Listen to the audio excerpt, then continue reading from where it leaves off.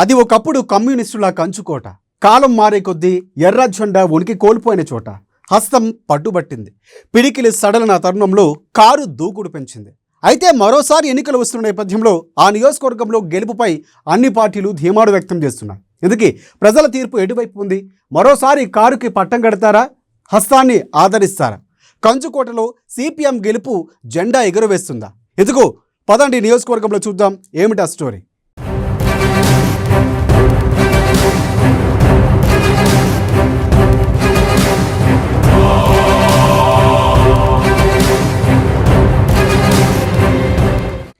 ఉమ్మడి నల్గొండ జిల్లాలో మిర్యాలగూడ నియోజకవర్గం ఒకటి. ఈ నియోజకవర్గంలో 1962లో ఏర్పడింది. ఇక్కడ 1,75,838 మంది ఓటర్లు ఉన్నారు. ఇందులో పురుషుల సంఖ్య 88,440 కాగా స్త్రీల సంఖ్య 87,398 మంది ఉన్నారు. ఇక ఈ నియోజకవర్గంలో మిర్యాలగూడ పట్టణంతో పాటు వేములపల్లి, దామరచెర్ల, అడవిదేవులపల్లి, మిర్యాలగూడ రూరల్ మండలాలు ఉన్నాయి.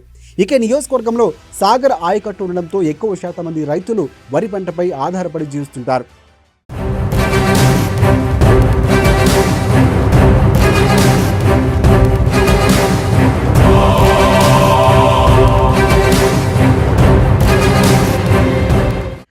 ఇక ఈ నియోజకవర్గం గురించి క్లుప్తంగా విశ్లేషించాలంటే గతంలో ఇక్కడ వామపక్షాలదే పైచేయి ఉండేది. కాలక్రమేపీ కమ్యూనిస్టుల ఉనికి తగ్గిపోయింది. సిద్ధాంతాలు ఆచరించే పార్టీని ప్రజలు దూరం పెట్టారు. ఇక తెలంగాణ రాష్ట్రం ఏర్పడ్డాక ఇక్కడ నుంచి మొదటిసారిగా 2014లో నల్లమోతు భాస్కరరావు కాంగ్రెస్ పార్టీ నుంచి విజయం సాధించారు.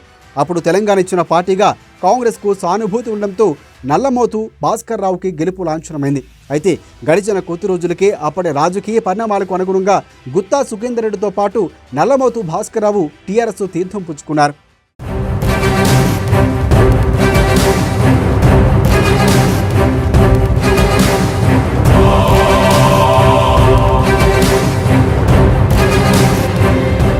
అయితే అప్పటి నుంచి నల్లమోతు భాస్కర్రావుకి తిరుగు లేకుండా పోయింది. 2018 ఎన్నికల్లో టీఆర్ఎస్ నుంచి విజయం సాధించారు. గెలిచిన తర్వాత అధికార పార్టీలోకి మకం వేయడంతో పాటు నియోజకవర్గ అభివృద్ధి ఆయన కృషి చేశారు. దీంతో ఓటర్లు ఆయన పట్ల ఆసక్తిని చూపించారు. అదే అభిమానంతో 2 సార్లు తిరుగులేని విజయాన్ని సాధించారు. అదే ఉత్సాహంతో మరోసారి ఎమ్మెల్యేగా పోటీ చేసేందుకు ఆయన సిద్ధమయ్యారు.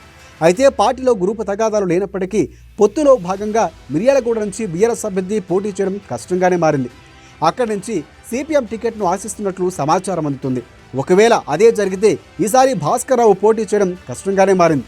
అయితే పొత్తులో భాగంగా 2 పార్టీలకు మధ్య సయోధ్య కుదరకపోతే బీఆర్ఎస్ అభ్యర్థిగా భాస్కర్రావు పోటీలో నిలబడనున్నారు.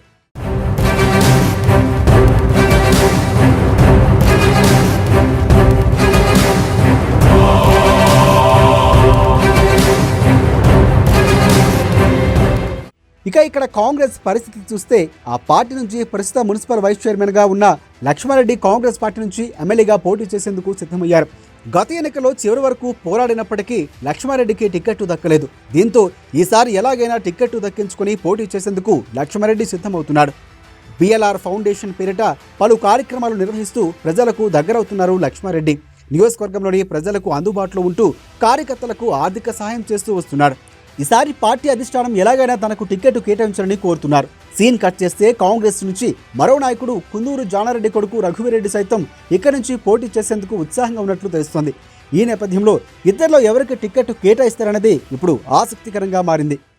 తెలంగాణలో అలాగే మిర్యాలగూడ నియోజకవర్గంలో కాంగ్రెస్ జెండా ఎగిరే దిశగా ప్రతి ఒక్క కాంగ్రెస్ కార్యకర్త, సీనియర్ లీడర్లు, జూనియర్ లేకుండా అందరం కలిసి పనిచేయాలా అనేదే ఈ ఐక్య వేదిక యొక్క ముఖ్య ఉద్దేశం. దాంట్లో భాగానే కాంగ్రెస్ పార్టీ ఇచ్చిన సోనియా గాంధీ ఆమె రుణం తీర్చుకోవడం కోసం ఆమెను గుర్తుగా ఉంచుకోవడం 10వ సంవత్సరంలో ఒక అడుగుపెట్టాం. కాబట్టి ఈరోజు మీ ఇంటింటికి ఆమె ఫోటోతోని ఒక గోడ గడియారాన్ని కాంగ్రెస్ కార్యకర్తలంతా కలిసి ప్రతి ఒక్క ఊళ్ళో ఇవ్వాలని నిర్ణయించుకున్నాం. ఇది మేము ఫస్ట్ దామరచెర్ల ఉమ్మడి మండలం నుంచి ప్రారంభించి విడతల వారీగా నియోజకవర్గంలో ఉన్న ప్రతి ఇంటికి తీసుకెళ్లే విధంగా ప్రతి ఇంటికి మా డిక్లరేషన్ అయిపోయింది. అమ్మ సోనియా గాంధీ గారు తెలంగాణ ఇచ్చింది, ఆమెకు రుణం తీర్చుకోవడం కోసం ఈ ఒక్కసారికి అంటే కాంగ్రెస్ పార్టీ అధికారంలో వచ్చే విధంగా మిర్యాలగూడ నియోజకవర్గంలో పార్టీని ఎగరేసే విధంగా పనిచేయాలని అందరం నిర్ణయించుకున్నాం.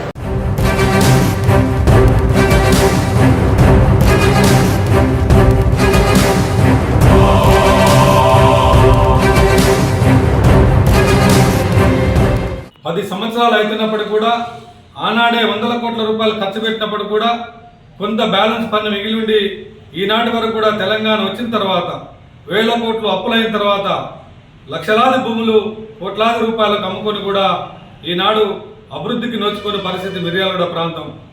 వచ్చిన అరకొర నిధులను వేసిన రోడ్ల మీద వేసుకొని బినామీ కాంట్రాక్టర్లతోటి ఆయన స్వలాభం కొరకు వేసిన సిసి రోడ్ల మీద వేస్తున్నాడు. కానీ ప్రజలకు మనకు మౌలిక వసతులు జీరోగా ఉన్నాయి. మన మిర్యాలగూడ ప్రాంతంలో ప్రజలు కష్టాలు పడుతున్నారన్న విషయాన్ని ఇది ముమ్మాటికి నిజం. ఎందుకంటే మిషన్ భగీరథ పేరుతోటి 1000 కోట్ల రూపాయలు లోన్లు తీసుకున్న ఈ ప్రభుత్వం 1000 కోట్ల రూపాయలు ఖర్చు పెట్టుకొని లక్షలాది రూపాయల కమిషన్లు తీసుకున్న ఈ ప్రభుత్వం, ఈ నాయకులు కనీసంగా ఇంటింటికి ఇయ్యలేని దౌర్భాగ్యులు. అలాగే మనం కాంగ్రెస్ పార్టీ హయాంలో ఉన్నప్పుడు హైవేలు బైపాస్ ఏర్పాటు చేసుకున్నాం.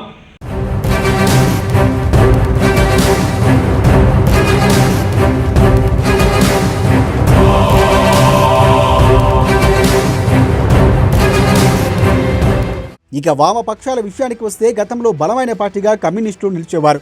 ఈ నియోజకవర్గంలో మొదటి నుంచి వామపక్షాలకు బలమైన పట్టు ఉంది. తెలుగుదేశం పార్టీ ఆవిర్భావం నుంచి కమ్యూనిస్టులతో పొత్తులో భాగంగా ఇక్కడి నుంచి సిపిఎం పార్టీ పోటీ చేస్తూ ఎమ్మెల్యేగా గెలుపొందింది. గతంలో ఇక్కడి నుంచి జూలకంటి రంగారెడ్డి 3 సార్లు ఎమ్మెల్యేగా గెలుపొందారు.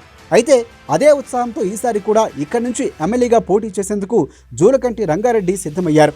మునుగోడు ఎన్నికల్లో సిపిఎం టీఆర్ఎస్ పార్టీకి మద్దతు ఇవ్వడంతో ఈసారి జరిగే ఎన్నికల్లో వామపక్షాలతో పొత్తు ఉంటుందని, పొత్తులో భాగంగా మిర్యాలగూడ సీటును సిపిఎం కేటాయిస్తారని కూడా ప్రచారం జరుగుతోంది. ఒకవేళ పొత్తు కుదిరితే తప్పకుండా సిపిఎం పార్టీ మిర్యాలగూడ సీటును ఖచ్చితంగా అడుగుతుంది. పొత్తు కుదరినట్లయితే సిపిఎం పార్టీ నుంచి జూలకంటి రంగారెడ్డి ఎమ్మెల్యేగా పోటీ చేసేందుకు సిద్ధమయ్యారు. మిర్యాలగూడ నియోజకవర్గంలో సిపిఎం పార్టీకి మంచి పట్టు ఉండడంతో పాటు జూలకంటి రంగారెడ్డికి నియోజకవర్గ ప్రజలతో సత్సంబంధాలు ఉండటం అతనికి కలిసి వచ్చే అవకాశంగా ఉంది. రాష్ట్రంలో శాసనసభ ఎన్నికలు కూడా దగ్గరికి వచ్చాయి. బీఆర్ఎస్ పార్టీ అధికారంలోకి వచ్చి 10 సంవత్సరాలు కూడా పూర్తిగా వస్తూ ఉన్నది. ఈ 10 సంవత్సరాల కాలంలో తెలంగాణ ప్రజలకు ఇచ్చినటువంటి హామీలు అమలు చేసేటువంటి విషయంలో ఎంతవరకు చేశారు, ఏం చేయలేదని చెప్పేసి కూడా పరిశీలించుకోవాల్సిన అవసరం ఉంది. ఇవాళ ఎస్ఎల్బీసీ టన్నల్ ప్రాజెక్ట్ ఉంది. నేను అధికారంలోకి వస్తే అక్కడ కుర్చీ వేసుకొని తొందరగా కంప్లీట్ చేసి నీళ్ళు అందిస్తానని చెప్పారు. ఇప్పుడు ఆ టన్నల్ ప్రాజెక్టు పూర్తయితే గ్రావిటీ ద్వారా నీళ్ళు అందడానికి ఆస్కారం ఉంది. 9.5 కిలోమీటర్లు టన్నలు తవ్వవలసింది ఇంకా గుట్టల్ని. తర్వాత రిజర్వాయర్లు, మెయిన్ కాలువలు, భూసేకరణ అంతా కూడా జరగలేదు. 1500 కోట్లు అయితే కంప్లీట్ అయింది. కానీ దానికి అవసరం ఉన్న బడ్జెట్ కేటాయించడంలో 2-3 సంవత్సరాలు అయితే సంవత్సరానికి 3 కోట్లు మాత్రమే కేటాయించారు, ఏదో టీ ఖర్చులకు సెక్యూరిటీ వాళ్ళకి అన్నట్టుగా. అందుకని దానికి కావాల్సిన నిధులు ఇప్పటికైనా కేటాయించి యుద్ధ ప్రాతిపదికపైన పూర్తి చేసి 4.5 లక్షల ఎకరాలకు సాగుకు 500 గ్రామాలకు త్రాగునీరు అందించేటువంటి ప్రాజెక్ట్ అది.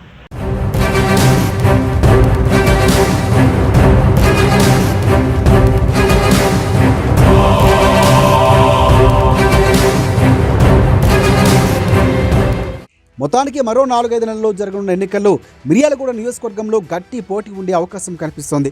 టీఆర్ఎస్, కాంగ్రెస్, సిపిఎం పార్టీల మధ్య హోరాహోరీ పోటీ జరగనుంది. అయితే ఈసారి ఓటర్లు ఎవరికి పట్టం కడతారో తెలియాలంటే మాత్రం మరికొద్ది రోజులు వేచి చూడాల్సిందే.